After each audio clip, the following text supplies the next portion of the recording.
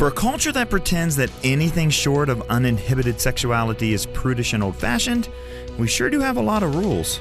For the Colson Center, I'm John Stonestreet. This is Breakpoint. Chuck Colson used to say that to judge the truth of a worldview, you just got to follow it to its logical conclusion. And as Apple TV's The Morning Show is accurately depicting, confusion is the logical conclusion of the secular demands for sexual freedom. The Morning Show is about a shakeup at a fictitious morning newscast after its male anchor is fired for sexual misconduct. Now, if you hear faint echoes of Matt Lauer and Fox News, yes, this show is an example of art imitating life. Given the all-star lineup of actors, it's not surprising just how well acted the show is. What is surprising is how relatively nuanced it is, especially for a Me Too show coming out of Hollywood right now. The morning show's lead anchor, played by Steve Carell, is unambiguously wrong, but he might not be the only one. The show, like the culture it's vividly portraying, raises more questions than it has answers. Can a boss and a subordinate engage in any appropriate romantic relationship? Is flirting always wrong? Does a workplace culture with lewd jokes and accepted promiscuity bear any responsibility for victims? If a man cannot use his power to advance their career, can a woman use her body? And so lines are drawn and then redrawn all over the place, and it's all so deeply confusing. Our best attempt at a way forward is a new, elevated notion of consent. But what exactly is consent? How is consent given? What if consent is given, but later regretted? Now, I realize how delicate all of this is, and I'm grateful to have worked in places that have not yet had to deal with anything like workplace sexual harassment or sexism. I'm even more grateful as a husband that my wife communicates so well with me and works so hard to understand me. The problem is that culture-wide, we can't really seem to decide what consent is. Planned Parenthood, which I might add has a vested interest in promoting promiscuity, says consent is actively agreeing to be sexual with someone. But what does it mean to be sexual? How does one actively agree? The Rape, Abuse, and Incest National Network says consent, quote, doesn't always have to be verbal. But what is it then?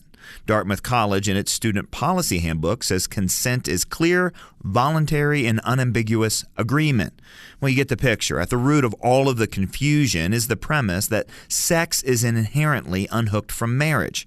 Our culture wants so-called sexual freedom while also demanding that everyone play by some set of rules that we can't nail down, and we refuse to ground in anything substantial. How do we expect everyone to live by a same standard like consent while rebuffing the very notion of having standards in the first place? The fact is, only marriage is substantial enough to ground any sexual standards that will be able to bring about health and wholeness. Sex is like fire. Marriage is like a fireplace. When the fire stays in the fireplace, it brings light and heat and ambiance. Maybe it even preserves life. But when the fire jumps out of the fireplace onto the curtains, it instead brings death and destruction. Sex long ago in our culture jumped out of the safety of the marriage fireplace, and now we're trying to contain it again. But a fuzzy notion like consent will be about as effective of a fireplace as a cardboard box. We're trying to have it both ways. It's not working. It cannot work. We can't pretend to be liberated from limits and then erupt in self-righteousness when someone crosses a line. But there's also good news here. Our collective reactions are revealing that there is a law written on our hearts and that it's not some arbitrary standard. God didn't design sex to be between one man and one woman because he's mean. He did it to protect men, especially women. It protects us because it's how he made us.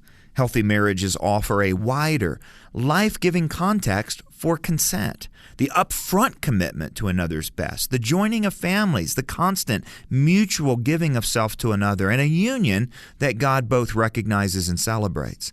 That context has no substitute. Not cohabitation, not in bosses using power over subordinates, certainly not in hookups, even if consent is, quote, unambiguously given. Reducing sexual ethics to something as downstream as consent leaves it all alone on an island without any mechanisms of virtue or of safety to support it. Left alone with only our egos, brute strength, and unrestrained passions only guarantees that pain, emptiness, and abuse will inevitably follow. So I say, thank God for his brilliant design. For Breakpoint, I'm John Stonestreet.